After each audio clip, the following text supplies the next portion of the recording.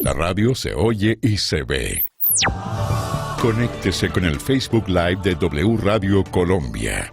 Sigue la W. 12:09. Muchas gracias por estar con nosotros. Aquí sigue la W después de ese entremés de bolero en japonés. Después le voy a poner otra canción en japonés, Andrea, para que esté tranquila y a la segunda hora se encuentre usted otra vez. Pero tiene que pasar la letra a ver si lo tarareamos ahí también. Listo, perfecto. Cuente con ello, Andrea. Se la voy a pasar en un ratico. Bueno, vámonos al diario El Espectador. Fidel Cano, el director de este periódico, el más antiguo de nuestro país y sin duda alguna una de esas brújulas editoriales en Colombia. Fidel, gracias por estar con nosotros. Bienvenido a Sigue la W. Buenas tardes. Hola, buenas tardes a todos. Bueno, Fidel, ¿qué pasó? Cuéntenos cuáles son las circunstancias que terminan llevando a esta decisión que a todos nos angustia, nos entristece, y es que El Espectador tenga que volver a un escenario que creo que se vivió, no sé, hace 15 años, tal vez 20 años, cuando les tocó volver de la edición diaria a la edición semanal, convertirlo en semanario. Pues, ¿qué pasó?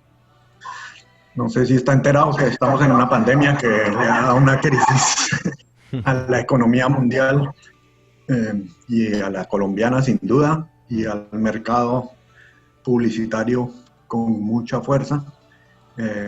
Pues eso fue lo que pasó para acelerar una decisión que posiblemente iríamos a tomar en un par de años, posiblemente. Eso estaba dentro de las posibilidades. Pues cualquiera de las opciones que estamos mirando, todavía no es seguro que sea la del semanario, puede ser alguna otra, pero sí, definitivamente pues es un aceleramiento del paso a digital del periódico, con una versión impresa solamente el fin de semana. Esa es como la opción que más parece que va cogiendo fuerza, aunque hay otras ahí en capilla, como, no sé, hacer un periódico más pequeño entre semana, o dejar de circular algunos días y no 6. En fin, estamos mirando todas esas opciones, pero obviamente todo esto se aceleró por la pandemia. Estamos hoy en día publicando un periódico prácticamente sin publicidad de lunes a sábado. Sí, es además una realidad en todos los medios de comunicación. En la radio, en la televisión y por supuesto en los medios impresos. Hablemos de la experiencia con el digital, porque además el Espectador sin duda tiene hoy día un liderazgo en el área digital de información muy importante. Cuando se piensa en dar este gran paso ya de convertir o de apoyarse más en lo digital, la idea es que lo que normalmente veíamos y leíamos en el impreso sea de consumo en el digital, o por la característica misma de ese soporte que exige a veces textos más cortos, de más rápida lectura, la experiencia no sería la misma, Fidel. Pues obviamente que la experiencia no sería la misma, pero hoy en día todos los contenidos del periódico impreso van al digital y tienen muy buen tráfico, digamos, y atención, sobre todo tiempo de lectura y ese tipo de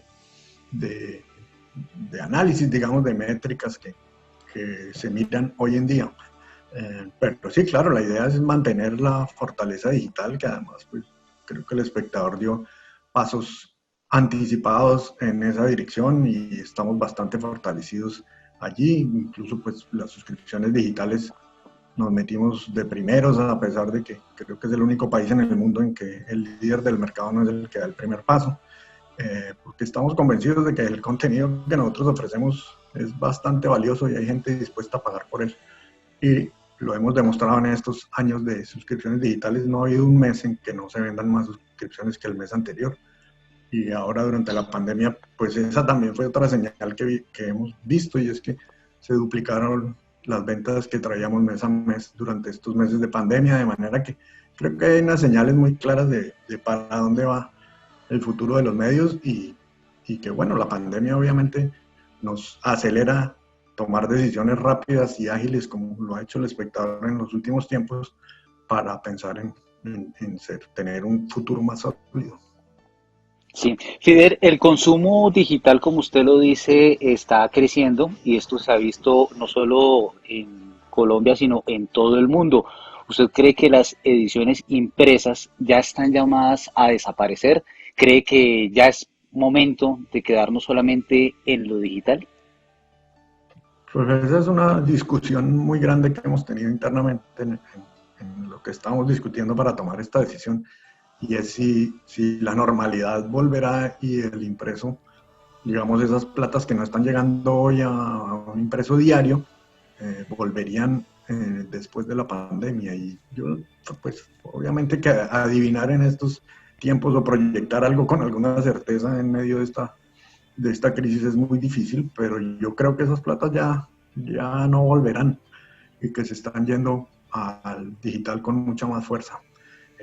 Y también pues lo hemos percibido también durante todo este tiempo, a pesar de la crisis de la publicidad, pues nuestro digital está creciendo, la publicidad en nuestro digital está creciendo respecto del año anterior, incluso en estos 3 meses, 4 meses ya. Sí, Fidel, sin embargo, esas decisiones que se tuvieron que acelerar, como usted lo dice, por causa de esta pandemia, ¿van a implicar una reducción en la planta de los periodistas, o por el contrario, esos contenidos de calidad, esas investigaciones a las que le va a apostar o a las que siempre le ha apostado el espectador en su área digital, van a necesitar de fortalecer con talento humano el diario, el semanario? Pues te diría sí a ambas cosas, digamos.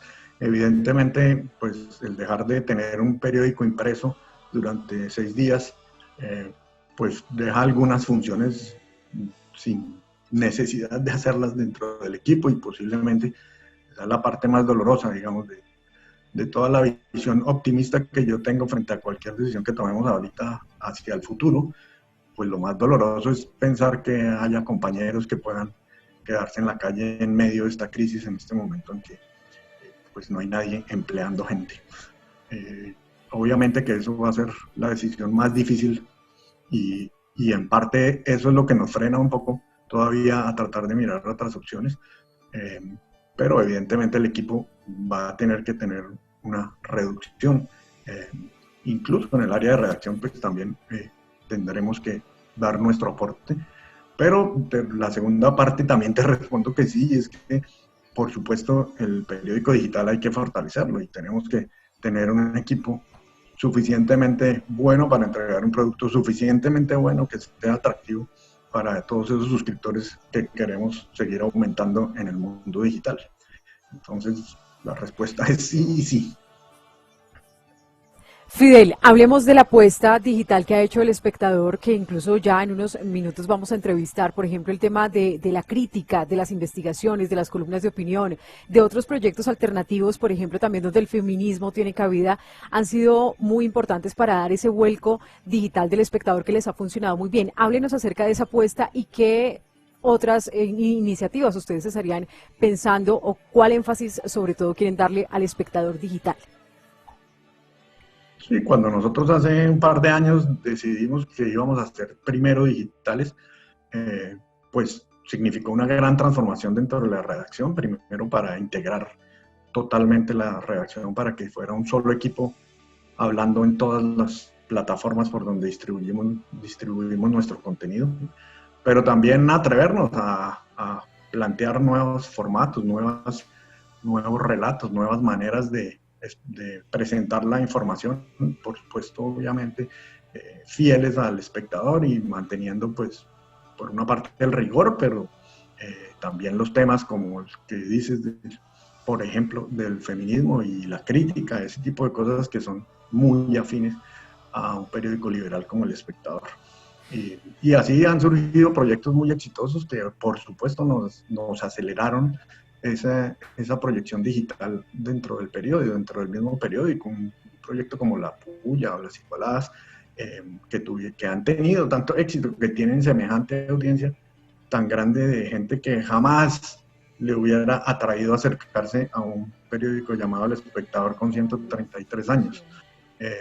Y sin embargo, ellos nos jalaron a toda la redacción a explorar, a atrevernos, a equivocarnos también, a tratar y corregir, y a presentar y a ir y buscar y encontrar nuevas audiencias para el periódico digital, de manera que por eso es que yo he dicho en estos días que hoy en día tomar esta decisión realmente, salvo por esa parte, digamos, humana de la que hablamos antes, pues realmente yo estoy muy tranquilo en tomar la decisión que tomemos finalmente, porque tenemos un pie muy firme en el mundo digital. O sea, es una decisión muy diferente a la que nos tocó tomar en el 2001, claro, para volvernos semanarios de sopetón y sin tener una fortaleza digital. Óigame, Fidel, como lo decíamos al comienzo, esta es una realidad que los golpea a ustedes, pero que nos está golpeando a todos. ¿Cómo imaginar un salvavidas para los medios de comunicación en medio de esta crisis que ha afectado al planeta entero, y sin duda pues aquí en Colombia no hemos estado exentos? ¿Se imaginaría usted que tal vez de la misma forma en que se ha ayudado desde el gobierno a algunos sectores, se podría pensar en un escenario para los medios, o por la característica misma del trabajo, del oficio nuestro, lo mejor es mantener esa distancia con el gobierno, mantener esa distancia con el Estado y tratar de seguir navegando en medio de las dificultades? Pues obviamente que uno como periodista andar pidiendo que el gobierno se fije en uno, pues no es lo más recomendable, ni mucho menos. Pero yo sí creo que el Estado tiene que ser consciente de lo que significa la información para una democracia, para una sociedad. Y yo sí creo que tienen que saber que dentro de sus responsabilidades está que los medios sobrevivan y que puedan hacer un periodismo decente e independiente para que esta sociedad pues sea mejor, y para que el Estado funcione mejor, y la democracia, y para que las voces ocultas se puedan expresar. De manera que yo sí creo que el Estado tiene una responsabilidad muy grande en esta crisis de no dejar de lado y mirar hacia otra parte, algunos incluso contentos de mirar para otra parte para que se callen voces en este país. Esa yo sí creo que es una responsabilidad que tienen. Pero en términos generales, lo que creo es que la sociedad misma, no solo el gobierno, tiene que tener que repensarse y pensar qué está premiando en el manejo de la información hoy en día, cuál es la información que consume, la que apoya, porque pues si seguimos como vamos, dándole apoyo a la información que se mueve ligera y muchas veces manipulada en las redes sociales simplemente, pues creo que nos estamos haciendo el harakiri entre todos. Precisamente sobre eso, Fidel, ¿qué tanta responsabilidad en esta crisis tienen las audiencias? Pues yo creo que tienen una gran responsabilidad en saber discernir cuál es el trabajo que hacen los periodistas, porque el manejo de la información de manera profesional tiene un valor. Y yo creo que ese es el gran reto que finalmente tenemos los periodistas, más allá de la crisis coyuntural en este momento, de la crisis económica en general. O sea, no vamos a decir que antes de la pandemia estábamos nadando pues en seguridades sobre nuestro futuro, pero yo creo que nuestro gran reto es poder encontrar en la sociedad suficiente gente que esté dispuesta a valorar el trabajo que hacemos los periodistas como algo esencial para una sociedad y para que una democracia funcione. Fidel, pues queríamos hablar unos minutos con usted. Vamos a pasar ya a saludar a otros integrantes del equipo periodístico que usted dirige, porque queremos, por supuesto, destacar el trabajo que han venido desarrollando durante todos estos años, la manera en que nos han sorprendido, sobre todo a través de esas plataformas digitales, pero también destacando todo lo que se hace en términos de reportajes, crónicas e investigaciones en el impreso, que claro, siempre van a la página de internet, pero el impreso, tal vez para nosotros los nostálgicos, tiene un valor y un precio especial. Gracias, Fidel, y adelante con El Espectador. Vale, muchas gracias. Y bueno, dése cuenta que sus invitados son todos del mundo digital, posiblemente, aunque a veces ayudan y publican cosas en el mundo impreso, pues todos son del mundo digital, y vean que son los que usted ha escogido para representar al espectador hoy. Gracias, Fidel. No, primero usted y ellos que van detrás de usted. María Paulina Baena. También escribo en el digital. Ah, hombre, y hace sus videos, y hace sus... Sí, redacción al desnudo. Su Los redacción al videos en la desnudo, oficina claro. del director, además, la puya se apropió de su oficina. María Paulina Baena, la mujer que se ha convertido en la imagen de una de esas ideas innovadoras, refrescantes e informativas del espectador, La Puya. Gracias, María Paulina, por estar con nosotros en Sigue la W. Buenas tardes. Hola Juan Pablo, gracias a ustedes por la invitación. Bueno, ¿cómo han sentido ustedes esta situación en la redacción? Queremos también como tomarles un poquito el pulso, qué tanta inquietud hay, cómo ven este escenario. Pues a ver, la verdad a nosotros como que no nos ha pegado mucho el tema por lo mismo que decía Fidel hace un rato, y es que nuestras rutinas son muy distintas a las del impreso hoy, ¿sí? Entonces, digamos que nosotros sí tenemos un equipo, pero que está al margen un poco de las dinámicas del impreso, ¿no? De los cierres, de las notas, de etcétera, etcétera. Entonces, pues nosotros somos un producto que está volcado totalmente al espectador.com, e incluso tenemos otro canal que es, digamos, el canal al que más le metemos ganas, que es al de YouTube.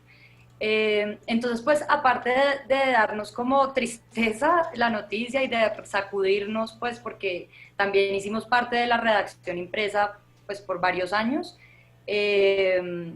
yo sí creo que estamos un poco a salvo también en toda esta crisis, y que justamente La Puya ha visto que sus suscriptores han crecido y crecido y crecido en mitad de la pandemia, grabando desde nuestras casas. Entonces, pues ha sido interesante ver eso también, ¿no? Como la gente demanda información de calidad por este medio, ¿sí? Y no solo como este romanticismo del papel, pues sí, que es muy lindo, Sí, pero que, es que el por, espectador sigue siendo por el eso, María espectador. Paulina, yo hacía la precisión. Puede ser una cosa pues, de uno que es un nostálgico, de uno que creció con el papel, que le llegaba a la casa el periódico en papel, entonces se acostumbró a abrirlo, pero pues hoy día en las plataformas está todo, ya sea en una aplicación, ya sea en una página web o en las redes sociales, cuando uno sigue a los medios de comunicación como El Espectador. Sí, exacto. Y nosotros Uy, en una edición impresa, ajá, ¿sí? claro. O sea, usted, por ejemplo, no podría, o La Puya no podría existir en el impreso. Usted se necesita, digamos, para esta evolución de la comunicación y de los relatos de la comunicación, pues escenarios como el que nos ofrece el mundo digital, ¿no?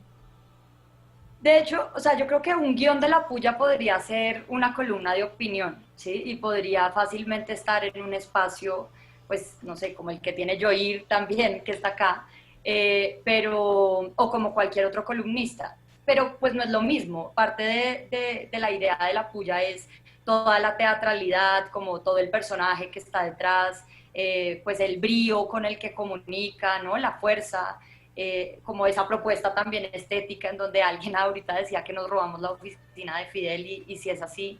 Pero entonces podría estar en el impreso, pero pues no sería lo mismo, evidentemente.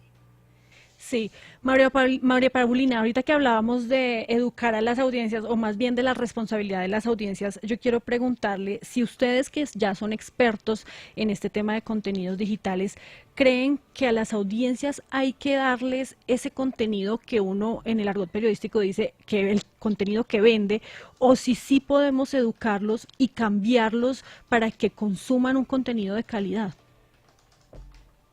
No, yo creo que la idea es la segunda. O sea, nosotros tenemos que hacer contenido no porque el resto esté hablando de eso, o porque queramos quedar como los bien pensantes, o los populares, o tener una opinión pues muy cool, y muy de la tendencia de Twitter, sino porque nosotros realmente queremos hacernos preguntas sobre lo que pasa, ¿sí? Y poder pensar acerca de esos temas.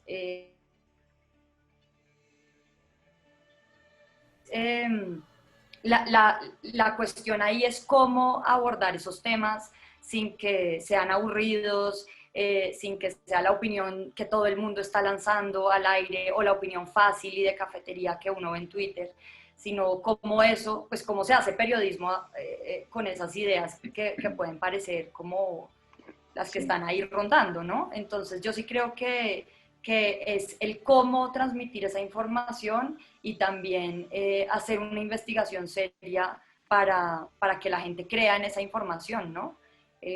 Nosotros muchas veces como que a nosotros nos odian porque somos claros con la opinión y la decimos pues al aire, ¿sí? Y porque tomamos partido. Parte de lo que hacemos en La Puya es eso, es tomar una posición y una muy clara.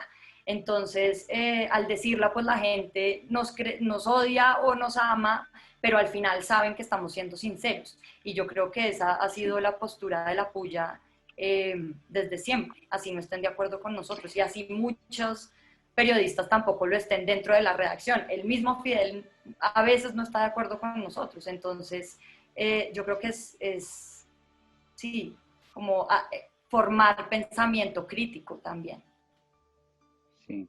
María Paulina, precisamente en ese mismo sentido, hay nuevos estilos que se ajustan a lo digital, algunos con éxito, aunque ante este desborde de nuevos canales y también sus contenidos mediáticos, ¿no cree que hay casos que carecen de rigor periodístico, de investigación y que finalmente se convierten en un riesgo? Porque muchos de los seguidores que se suscriben a estos canales terminan, digámoslo, comiendo entero sin ir más allá, sin verificar si realmente lo que están diciendo es o no cierto, y casos ha pasado.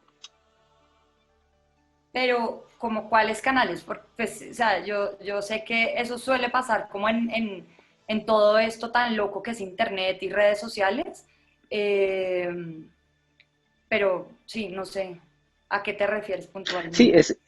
me refiero a los contenidos que en algunos de los canales de YouTube de quienes dicen ser periodistas o son periodistas, suben contenidos muchas veces sin información que van más allá de la investigación, no tienen ese rigor, sino simplemente lo publican por publicarlo, ya sea por que lo escucharon, porque lo oyeron, pero no hay como ese rigor que se requiere para ofrecer una noticia como si se puede hacer en un diario impreso, como si se puede hacer en otros medios cuando es una investigación, digámoslo, seria. Sí, yo creo que hay que diferenciar como los tipos de contenido también en YouTube, ¿no? Hay contenidos que son pues contenidos típicos de los youtubers, digamos que son muy anecdóticos y que cuentan una historia que no tiene que estar respaldada como con datos, reportería, etcétera. Pero columnas como la nuestra, por ejemplo, videocolumnas como La Puya, pues tienen una base que es el periodismo, entonces nosotros partimos de ahí para hacer lo que hacemos.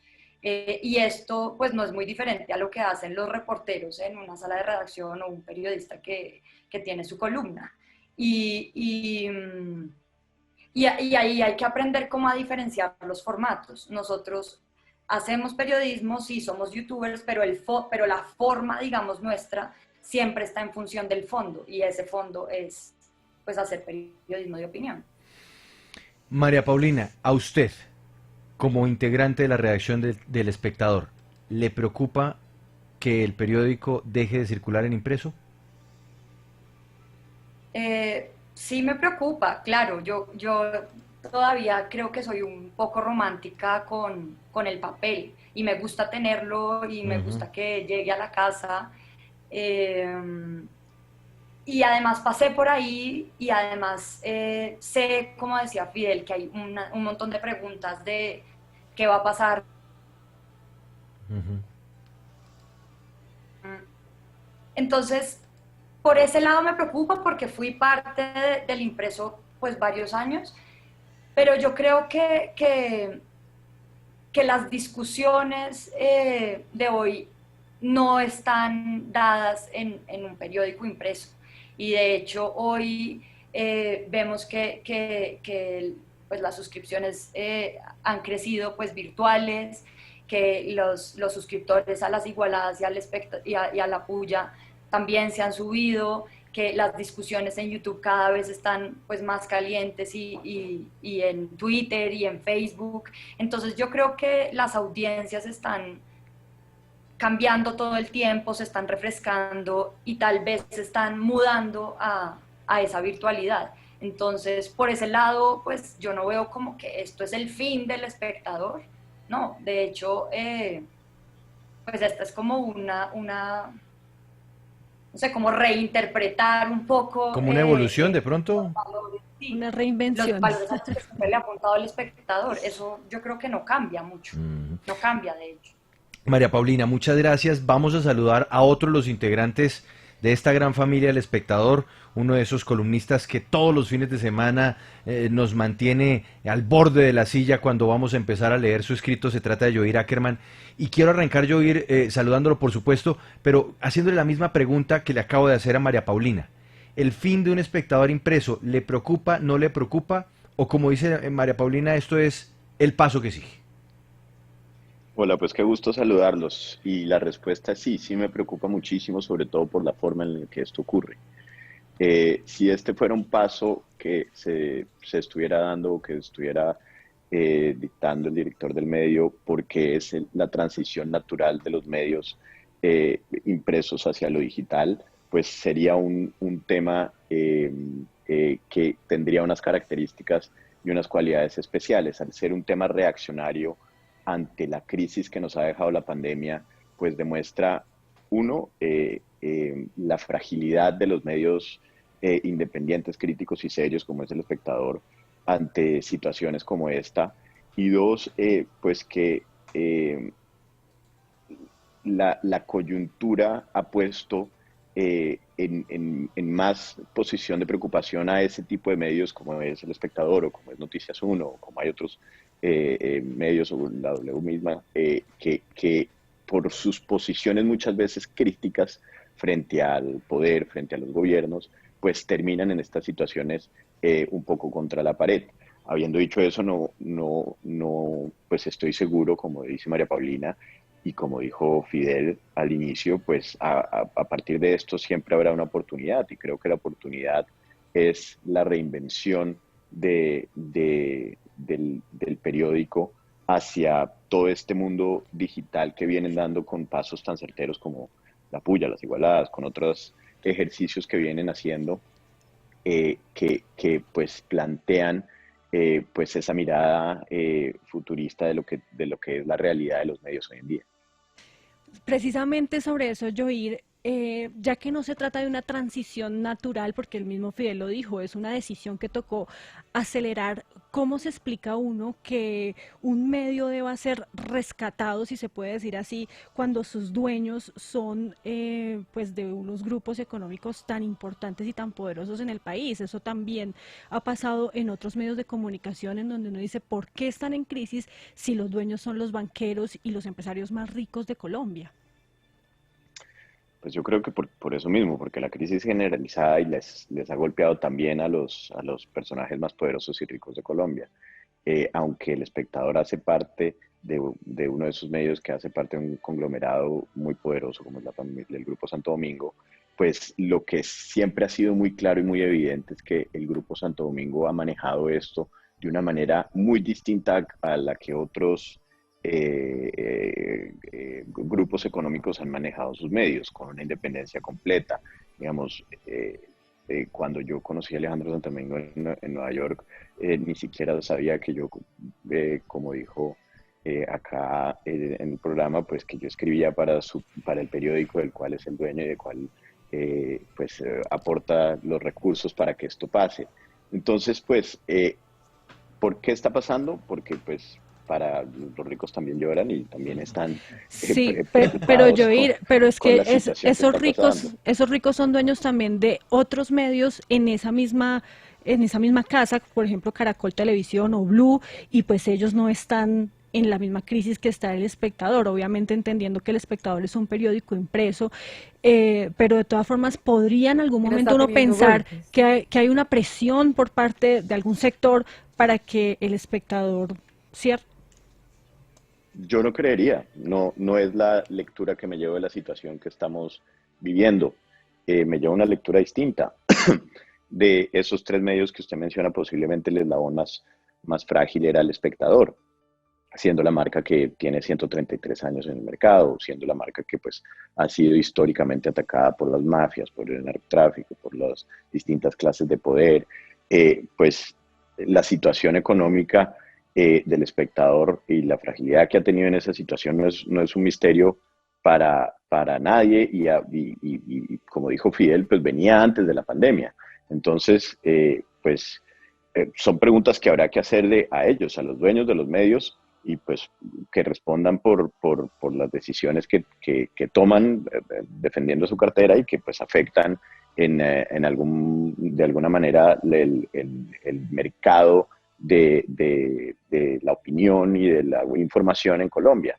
Pero yo no siento que haya, digamos, que esto sea una respuesta a una presión indebida de algo más allá que la coyuntura económica que se está viviendo generalizada en el mundo. Yo quiero preguntarle por el tema de la financiación o de otras alternativas de financiación, por ejemplo, con lo que sucedió con Noticias 1, con la campaña de Baki, donde los ciudadanos también pueden decir, oiga, yo también quiero informarme bien, pago por un contenido. Pero es que a veces eso no es muy fácil, o por lo menos aquí en Colombia no tenemos todavía la conciencia, porque entonces, como en el New York Times, se paga por el contenido y si uno quiere verlo, aquí todavía no hemos llegado a eso, o por posibilidades económicas, o porque no hay tampoco como digamos, la comprensión de cómo funciona esto. Ahí hay un vacío muy grande, ahí también se podría trabajar para sacarle provecho, de alguna manera, utilidad económica que es necesaria para seguir financiando este periódico. Claro que sí, y pues como decía Fidel, pues finalmente también corresponsables de esta situación somos los que los que consumimos la información y los medios. Digamos, llevamos acostumbrados a que nos brinden información de calidad y no tener que pagar por esa información. Entonces, cuando viene toda la nueva ola de Internet de pagar suscripciones por este tipo de información, pues viene un rompimiento en donde la gente dice, pues si no lo consumo acá, lo consumo gratis en otro mercado. Y ahí viene la deformación de la calidad de la información. Entonces, las redes sociales terminan inundando los mercados de información que no está validada, que no es información de calidad, que no está debidamente analizada por salas de redacción serias como la del Espectador, y pues se empieza a generar toda esta nueva ola de los fake news, de la desinformación, leí en Facebook esto, entonces debe ser verdad. Todo eso, digamos, es una cadena de nuevo que un hecho ha llevado al otro, y por eso mismo estamos en una situación donde y el New York Times es un gran ejemplo, pero pues les ha costado mucho a ellos llegar donde están en este momento, pues se devuelve la curva a si yo quiero estar bien informado y si yo quiero tener información que sea analizada, validada y real, pues tengo que pagar por este producto como también pago por calidad en los alimentos que consumo o en el doctor que veo. Digamos, este es un producto tan importante como cualquier otro en la canasta y se debe desarrollar la cultura de que tengo que pagar por él. Joir, gracias por estos minutos en Sigue la W. Una buena tarde. Gracias a ustedes. Y nos vamos ahora a saludar a María Ángela Urbina. Ella es una de las integrantes del equipo de Las Igualadas, otro de esos proyectos maravillosos que hemos podido conocer a través del Espectador en su vida digital. María Ángela, gracias por estar con nosotros en Sigue la W. Buenas tardes. Hola Juan Pablo, buenas tardes. María Ángela, sin el Espectador, ¿Las Igualadas serían lo que son hoy? El Espectador ha sido el megáfono de las mujeres y de las personas LGBT dentro de la prensa tradicional colombiana, no solo porque allí existimos Las Igualadas, sino porque a lo largo de toda su historia, y yo creo que uno puede sentarse a revisar los editoriales del Espectador y sacar la cuenta de cuántos editoriales en temas de género se han escrito allí, y yo creo que no alcanzan los dedos de las manos solo en el último año, en el último par de años. Entonces, definitivamente, pues el Espectador ha sido como el megáfono fundamental, o un megáfono fundamental para contar esas historias y esos temas que nos interesan a las mujeres y a las personas LGBT, y pues no te puedo responder esa pregunta porque simplemente no me imagino como la existencia de las igualadas fuera del espectador. María Mónica, ¿usted cree que ha dejado de tener credibilidad María el Mónica es periodismo? otra. María Ángela. María Mónica Sí. es otra. María, No quiso hablar bien la fiscalía. María Ángela, sí, me traicionó el subconsciente. María Ángela, ¿ha dejado de tener credibilidad el periodismo en algunos escenarios? ¿Cree que la gente está migrando a otras plataformas, nuevos contenidos para adquirir esta información? Hola. Sí, adelante, María Ángela. Sí. Que sí, perdón, es que me perdí la última parte de la pregunta, que sí creo que la gente ha migrado hacia lo digital porque el periodismo ha perdido credibilidad. Sí, exactamente. Y si están buscando esas nuevas plataformas o estos nuevos contenidos para adquirir información.